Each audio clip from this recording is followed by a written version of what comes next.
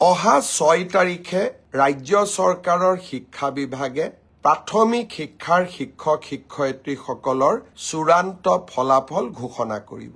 9 তাৰিখে আমি প্ৰাথমিক বিদ্যালয়ৰ শিক্ষক-শিক্ষয়িত্ৰীসকলক নিয়োগ পত্ৰ প্ৰদান কৰিম। তাৰ পিছতেই আমি নৱেম্বৰ মাহৰ ভিতৰতে পুলিচ কনিষ্টবলসকলক নিযুক্তি দিয়াৰ ব্যৱস্থা কৰিম। পুলিচ কনিষ্টবলসকলক নিযুক্তি দিয়াৰ পিছদিনাখনেই আমি অন্তত আৰু 4,000 আৰক্ষী পদৰ বাবে আবেদন পত্ৰও আহ্বান কৰিম।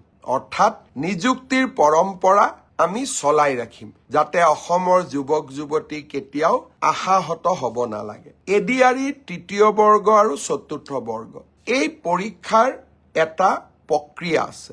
ৰিজাল্ট দিয়াৰ পিছত আমি লটাৰী বা ৰেণ্ডমাইজেশ্যনৰ জৰিয়তে ডিপাৰ্টমেণ্টসমূহ আবণ্টন কৰিব লাগে। ডিপাৰ্টমেণ্টসমূহ আবণ্টন কৰাৰ পিছত ডাইৰেক্টৰেটবিলাক আবণ্টন কৰিব লাগিব।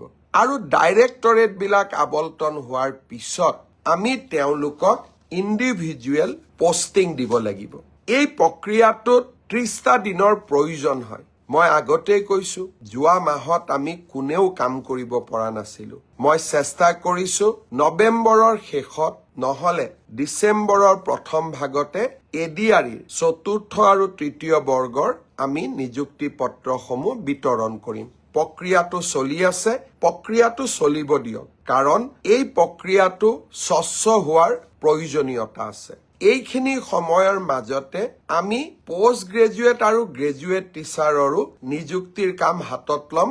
আপোনালোকে দিয়া অপশ্যন অনুসৰি আপোনালোকক যাতে আমি নিযুক্তি দিব পাৰো, তাৰ বাবে শিক্ষা বিভাগে ইতিমধ্যে কাম হাতত লৈছে।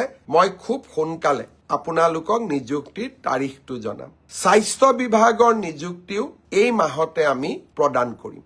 চাহ বাগিচাৰ সমাজখনৰ বাবে আমি 3% এইবাৰ চৰকাৰী চাকৰিত আৰক্ষণ কৰিছিলো। গোটেইকেইটা নিযুক্তি দিয়াৰ পিছত আমি চাহ বাগিচাৰ যুৱক-যুৱতীসকলক পৃথকে 3% উত্তীৰ্ণ হোৱা যুৱক-যুৱতীসকলক নিযুক্তি পত্ৰ প্ৰদান কৰিম। অৰ্থাৎ অহা 9 তাৰিখে আমি চাহ বাগিচাৰ যুৱক-যুৱতীসকলক বাদ দি সকলোকে আমি নিযুক্তি দিম। গোটেইখিনি নিযুক্তি পত্ৰ আমি একেলগ কৰি ডিচেম্বৰ বা নৱেম্বৰ মাহত সকলো চাহ বাগিচাৰ যুৱকক গুৱাহাটীলৈ মাতি আনি আমি একেলগে নিযুক্তি দিম, যাতে ই সমাজখনত এটা সচেতনতাৰ সৃষ্টি কৰিব পাৰে। অৰ্থাৎ মই উত্তীৰ্ণ হোৱা যুৱক-যুৱতীসকলক অনুৰোধ কৰিম যে আমি নৱেম্বৰ মাহ আৰু ডিচেম্বৰ মাহৰ প্ৰথম ভাগতে নিযুক্তিৰ প্ৰক্ৰিয়া সম্পূৰ্ণ কৰিম। আপোনালোকে আমাক নিশ্চিতভাৱে সহযোগ কৰি যাব।